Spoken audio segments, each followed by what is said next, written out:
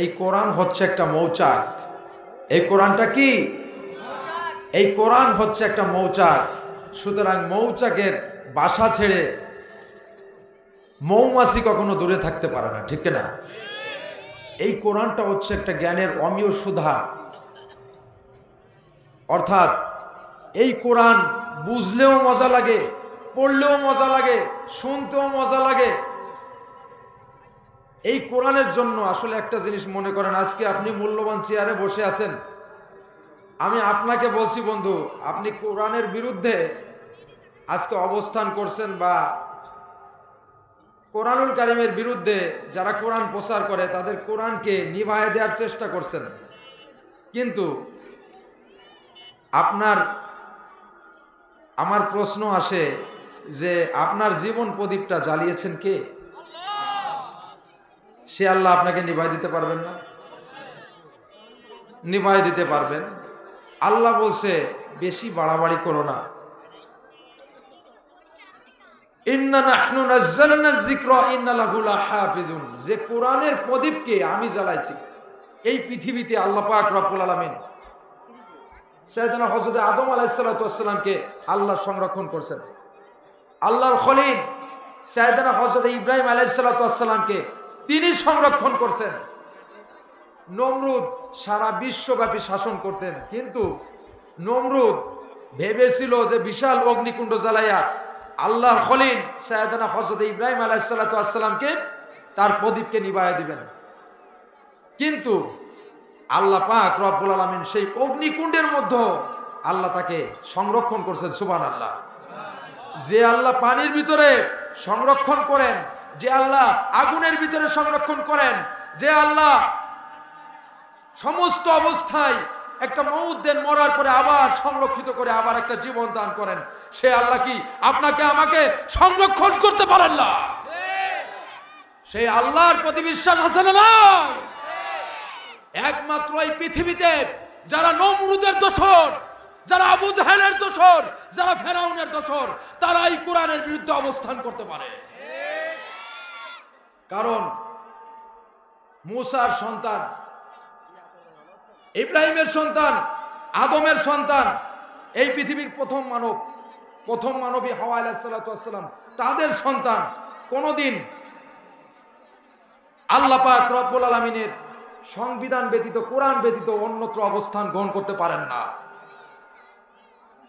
কবরের ভিতরে মুনকার নাকিরের পক্ষ থেকে 3টা প্রশ্ন হবে, আর আল্লাহ পাক রব্বুল আলামিনের পক্ষ থেকে আমার শায়েখ মানিকগঞ্জের মানিক ডক্টর মাওলানা মুফতি মনজুরুল ইসলাম সিদ্দিক উনি বলছেন মানুষের কবরের ভিতরে 7টি প্রশ্ন হবে। এর ভিতরে 3টা হবে মুনকার নাকিরের পক্ষ থেকে, আর 4টা হবে আল্লাহ পাক রব্বুল আলামিন স্বয়ং নিজে যে বান্দা সৃষ্টি করলেন, বান্দি সৃষ্টি করলেন, সেই আল্লাহ পাক রব্বুল আলামিনের পক্ষ থেকে 4টা প্রশ্ন হবে। যে ভাইরা এদিক ওদিক দাঁড়াচ্ছেন প্লিজ এখানে আসেন। আমি আপনাদের অনুরোধ করছি, শোনেন, এই ময়দানে আসছেন, বাসা থেকে নিয়ত করে আসছেন, 500 রাকাত নফল নামাজের সওয়াব আপনাদের আমলনামায় লিখিয়ে দিয়েছেন। এখানে বসবেন, বেহেশতের ভিতরে একটা ময়দান হবে, ময়দানটার নাম হবে ময়দানে মাজিদ। এই মাজিদ নামক স্থানে প্রত্যেকটা নবী, প্রত্যেকটা পয়গম্বর তাদের উম্মতদেরকে নিয়ে অবস্থান করবেন। সেখানে আল্লাহ পাক রব্বুল আলামিন স্বয়ং নিজে কোরআন তেলাওয়াত করবেন, আর সকলে হেলতে থাকবে, দুলতে থাকবে, বিভোর হয়ে থাকবে। কোরআনুল কারিমের একটা হরফ যদি শ্রবণ করা হয় আল্লাহ 10টা করে নেকি দান করেন। এই জন্য দূরে থাকবেন না। এই ময়দানে বসে যদি মৌত হয়ে যায় তাহলে মনে করতে হবে এটা আপনার জান্নাতি মৌত, শহীদি মর্তবা লাভ করবেন। সুবহানাল্লাহ।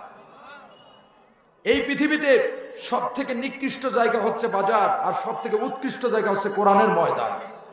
এটা আল্লাহ পাক রব্বুল আলামিন বলছেন, এই কোরআনের ময়দানটা হচ্ছে একটা জান্নাতের বাগান, জান্নাতের মাজলিস। সুবহানাল্লাহ। আপনারা এখানে যত সময় বসবেন কোরআনুল কারীমের ওয়া ইযা কুরিআল কুরআনু ফাসতামিউ লাহু ওয়া আনসিতু লাআল্লাকুম তুরহামুন, so when the Quran is recited then listen to it and pay attention that you may receive mercy. আল্লাহু আকবার। যখন কোরআনুল কারীমের আলোচনা হয়, কোরআনুল কারীমের কথা হয়, কোরআনুল কারীম তেলাওয়াত হয়, হে মুমিন মুসলমান ঘরে বসে থাকবে না, তোমরা কান খাড়া করে থাকবে, ময়দানে ছুটে আসবে, চোখটা বন্ধ করে সুন্দর করে কান খাড়া করবে। আল্লাহ পাক রব্বুল আলামিন তোমাদের উপরে স্পেশাল মার্সি এবং তার ব্লেস, স্পেশাল ব্লেস তোমাদের উপর হবে। সুবহানাল্লাহ। হতে পারে এই মাহফিলের এই ময়দানটা আপনার আমার শেষ ময়দান, আর জীবনে কেউ ডাকবে না। এই জন্য দৃষ্টি আকর্ষণ করছি ভাইরা, চলে আসুন, সকলে চলে আসুন প্লিজ, অনুরোধ করি আপনাদেরকে। হ্যাঁ আমার বন্ধু, তাহলে হযরত ইব্রাহিম আলাইহিসসালামকে যদি অগ্নিকুণ্ডের ভিতরে অগ্নিকুণ্ড নিক্ষিপ্ত হয়েছিলেন তিনি, সেখানে যদি আল্লাহ পাক সংরক্ষণ করতে পারেন, তাহলে আপনাকে কবরের ভিতরে আল্লাহ সংরক্ষণ করতে পারবেন না? মুনকার নাকিরের পক্ষ থেকে যে 3টা প্রশ্ন হবে, এই 3টা প্রশ্ন হবে মান রব্বুক, অমান দীনুক, অমান নাবিয়ুক, এই 3টা প্রশ্ন। আর আল্লাহ পাক রব্বুল আলামিনের পক্ষ থেকে প্রশ্ন হবে 4টা। একটা প্রশ্ন হবে কত সুন্দর একটা যৌবন তোমাদেরকে দান করেছিলাম, এই যৌবনের সময়টা কোন পথে কাটাইছো? আমি কি তোমাদেরকে আকল দেই নাই, তোমাদেরকে বিবেক দেই নাই? সেদিন তোমরা কোরআনের হক থেকে বঞ্চিত ছিলে। আমি যাদেরকে মনোনীত করেছি সেই সমস্ত বান্দাদেরকে, প্রতিনিধিদেরকে তোমাদের কাছে পাঠাইছিলাম, তারা কি আযাব এবং গজব সম্পর্কে তোমাদেরকে বলে নাই? তাহলে তোমরা মুখ ফিরিয়ে নিয়েছো, তাদের বিরুদ্ধে গোয়েন্দাগিরি করছো কোরআনের বিরুদ্ধে। আজকে আমি স্পেশাল 2জন গোয়েন্দা তোমার 2 পাশে ফিট করে রাখছিলাম, সেদিন তোমরা হকের বিরুদ্ধে গোয়েন্দাগিরি করছো। আজকে আল্লাহ পাক রব্বুল আলামিন তোমাদেরকে এমন ভাবে বেইজ্জতি করবেন যে তোমাদের ঠিকানা হবে জাহান্নাম। ঠিক? তাহলে আল্লাহ আপনাকে আমাকে সংরক্ষণ করতে পারেন না? 1 নাম্বার প্রশ্ন হবে আল্লাহর পক্ষ থেকে, সেটা হচ্ছে তোমার যৌবন কোন পথে কাটাইছো, খরচ করছো। 2 নাম্বার প্রশ্ন হবে ইনকামের জন্য হালাল পথ দেখাই দিছিলাম, আল্লাহুম্মা রিজিকান হালালান তাইয়্যিবান। কোরআনে অনেক জায়গায় এই কথা আছে, আছে কি আছে না? আমার উস্তাদ সমতুল্য, যে আমার উস্তাদ বসে আছে, দেখছেন কতটা নমনীয়। আলেম তখনই আলেম হয়, আমার উস্তাদ মানিকগঞ্জের পীর সাহেব হুজুর উনি একটা কথা বলছেন, আলেম তখনই আলেম হয় যখন তার এলেমকে কুরবানি করে। আমি যদি নিজেকে অনেক বড় কিছু মনে করি, তাহলে আমি কিছুই। এই যে আমাদের ডিসি স্যার, সম্মানিত ডিসি স্যার আসছে, আমি ডিসি স্যার বলে চিল্লাচ্ছি, ডিসি স্যার আইসা আমার সামনে এসে হাজির, অথচ তার লেবাস দেখে আমি বুঝতেই পারলাম না একজন ডিসি। মাশাআল্লাহ, সুবহানাল্লাহ।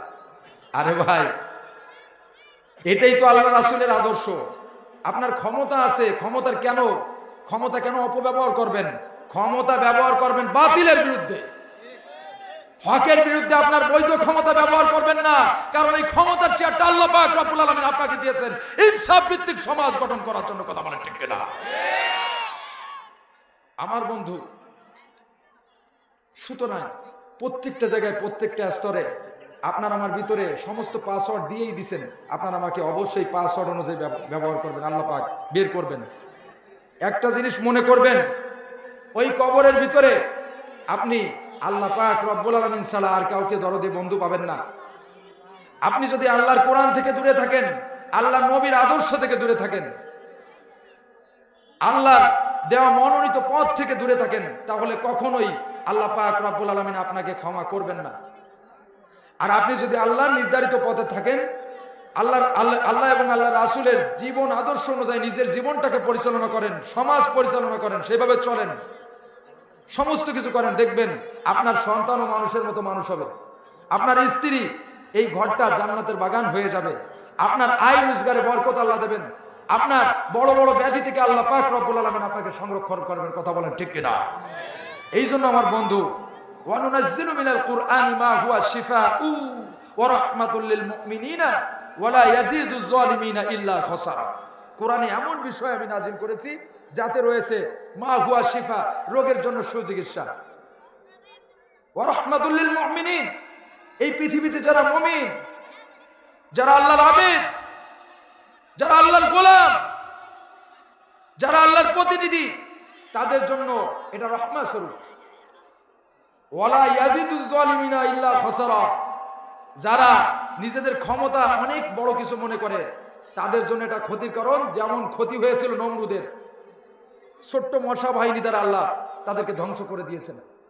যেমন ক্ষতি হয়েছিল ফেরাউনের, নাকানি সুমানি খাওয়াইয়া ফেরাউনকে ধ্বংস করে দিয়েছেন।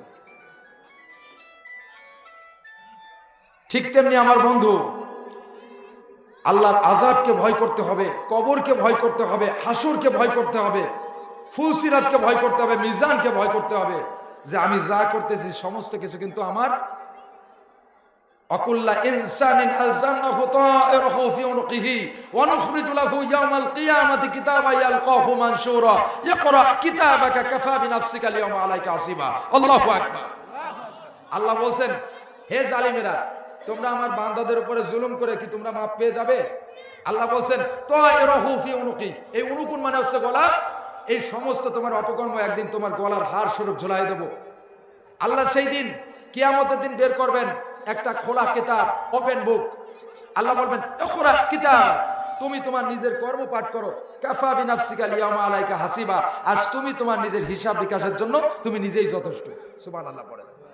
আল্লাহ পাক রব্বুল আলামিন বলেছেন ওয়াকুল্লুহুম আতিহি ইয়াওমাল কিয়ামাতি ফারদা, সেই দিন আমি এক একটা করে বিচার করব এবং কারোর উপরে জুলুম করা হবে না। ওয়াসিকাল্লাযীনা কাফারু ইলা জাহান্নামা যুমারা, যারা নবীকে অস্বীকার করেছে, কিতাবকে অস্বীকার করেছে, নবীর নির্ধারিত পথকে অস্বীকার করেছে, আল্লাহ বলবেন এদেরকে ধাকাইতে হাকাইতে হাকাইতে জাহান্নামের দিকে নিয়ে যাও।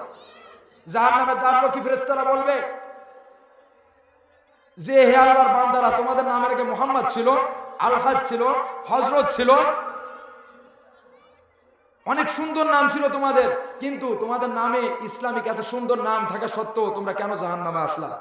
তখন তারা বলবে, সেই দিন আল্লাহ পাক রব্বুল আলামিন আসমান থেকে যে সমস্ত মহাপুরুষ প্রতিনিধিকে দুনিয়ার পরে আমাদেরকে হেদায়েত গ্রহণের জন্য সতর্ককারী রূপে ওয়াকিল হিসেবে পাঠিয়েছিল, সেদিন তাদেরকে বেইজ্জতি করেছিলাম, অপমান করেছিলাম, তাদের দাওয়াতকে প্রত্যাখ্যান করে তার বিরুদ্ধে রিপোর্ট তৈরি করেছিলাম। কোরআনের আলোকে নিভাই দেওয়ার জন্য, সর্বশান্ত করার জন্য চেষ্টা করেছিলাম। একবার মনে করেন, এই দুনিয়ায় যে নেতাকে আপনি আমি গ্রহণ করতেছি, এই নেতা যদি কোরআন এবং হাদিস আল্লাহ রাসূলের মনোনীত না হয়, এই নেতাকে কবরের ভিতরে কখনো পাবেন না, সে আপনাকে সাফা দিতে পারবে না। আল্লাহ পাক রব্বুল আলামিন বলেছেন লা ইয়ামলিকুনা আশ-শাফাআতা মান ইত্তাখাযা ইনদার রাহমানি আহাদা, সেই দিন আল্লাহর নবীর সুপারিশ ছাড়া কেউ সুপারিশ পাবেন না। এই জন্য আল্লাহ পাক বললেন ইয়া আইয়ুহাল্লাযীনা আমানু আতিউল্লাহা ওয়া আতিউর রাসূলা ওয়া উলিল আমরি মিনকুম, সূরা নিসার 59 নম্বর আয়াত। এটা আল্লাহ পাক বললেন, হে ঈমানদারগণ, আনুগত্য করো আমি আল্লাহর, আনুগত্য করো আমার রাসূলের, আনুগত্য করো ওয়া উলিল আমরি মিনকুম, যারা আমাদের উপরে কর্তৃত্বের অধিকারী। সুবহানাল্লাহ বলে। আমি এমনি বলছি। আন আবি হুরায়রা রাদিয়াল্লাহু তাআলা আনহু আনিন নবী সাল্লাল্লাহু আলাইহি ওয়াসাল্লাম আন্নাহু মান খরাজা মিনাত তাআতি ওয়া ফারাকাল জামাআতা ফামাতা মাতা মাইতাতান জাহিলিয়া। হযরত আবু হুরায়রা রাদিয়াল্লাহু তাআলা আনহু আল্লাহর নবী থেকে হাদিসটা সংরক্ষণ করছেন। আল্লাহর নবী বলেছেন, যে ব্যক্তি নেতার আনুগত্য থেকে বেরিয়ে যাবে, আমাদের নেতাকে আল্লাহর নবী বিশ্বনবী জনাবে মুহাম্মদ রাসূলুল্লাহ সাল্লাল্লাহু আলাইহি ওয়াসাল্লাম তার কোরআন অনুযায়ী নিজের জীবনটাকে আলোকিত করা, কোরআন অনুযায়ী সমাজ পরিচালনা করা, সমস্ত কিছু এটাই হচ্ছে রাসূলের আদর্শ ছিল না?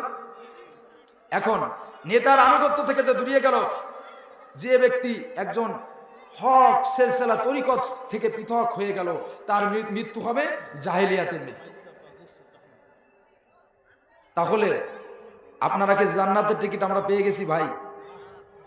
এখনো সময় আছে। আপনি যদি কোরআনের একটা হরফ প্রচার করার জন্য একজনকে সহায়তা করেন, আল্লাহর কসম করে, আমার রবের নামে আমি কসম করে বলি, এই রাত এই কোরআনের কসম করে বলি, আল্লাহ পাক রব্বুল আলামিন এই একটা হরফের বিনিময়ে যদি একটা মানুষ হেদায়েত প্রাপ্ত হয়, খোদার কসম করে বলি, এই একটা হরফ আপনার নাজাতের জন্য যথেষ্ট হয়ে যাবে। সুবহানাল্লাহ। এই জন্য ভাই, কারোর বিরুদ্ধে গুপ্তচর বৃত্তি আমরা করব না। আমরা কোরআনের হককে নিভাই দেওয়ার চেষ্টা করব না। একবার মনে করবেন ভাই, আপনি মরে যাবেন, আপনার কবরে কেউ যাবে না বাবা।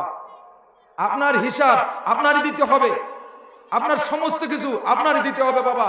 এই পৃথিবীতে আপনার আমার পিতামাতা দুনিয়ার বুক দেখাইছেন, তারা জন্ম দিয়েছেন, কষ্ট করছেন আপনাকে আমাকে জাহান্নামে ফেলানোর জন্য না।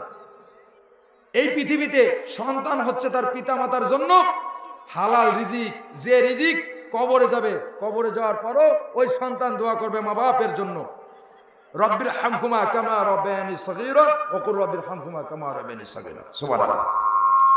এই জন্য